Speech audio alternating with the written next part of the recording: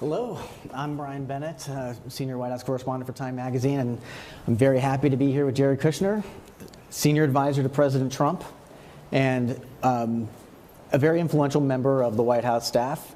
It's amazing how many very important topics you're touching right now. Middle East peace, the Middle East peace process, sentencing reform, and criminal justice reform. You can get as much humanitarian aid so the people are impacted as little as possible for it, but the goal is to try to figure out how to end that situation as quickly as possible. Can you give us some more definitive time frame on when the Middle East peace plan will be released?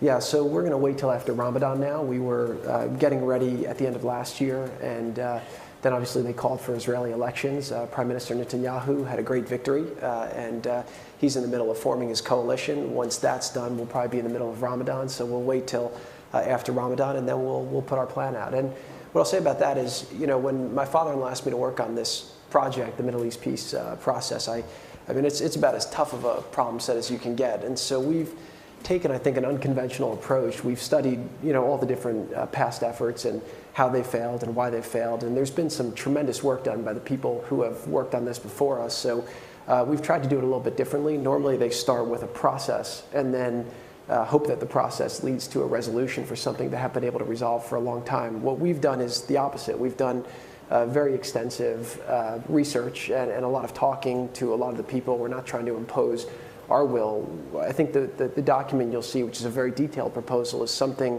we created by engaging with a lot of people from the region and people who have worked on this in the past. And I hope that it's a very comprehensive vision for what can be if people are willing to make some hard decisions. And so we started with a proposed solution, and then we'll work on a process to try to get there. Does it include a two-state solution? Yeah, so we have not said today. We're going to lay that out very clearly. I think that... Can you get Arab country support for your plan? I think that if people focus on the old traditional talking points, we will never make progress, right? I mean, you have the Arab Peace Initiative in 2002, which was, I think, a very good attempt. But if that would have worked, we would have made peace a long time ago on that basis. So what we're going to put out is different. Our focus is really on the bottom up, which is how do you make the lives of the Palestinian people better? What can you resolve to allow these areas to become more investable?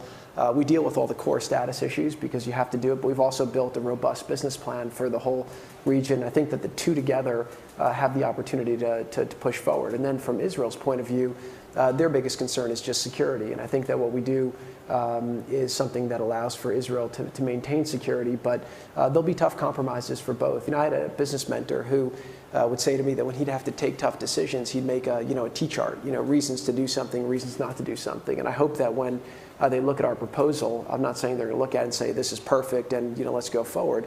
I'm hopeful what they'll do is to say, look, there are some compromises here, but at the end of the day, this is really a framework that can allow us to make our lives materially better. And we'll see if the leadership on both sides has the courage to take the leap to try to go forward. Well, let's move to another.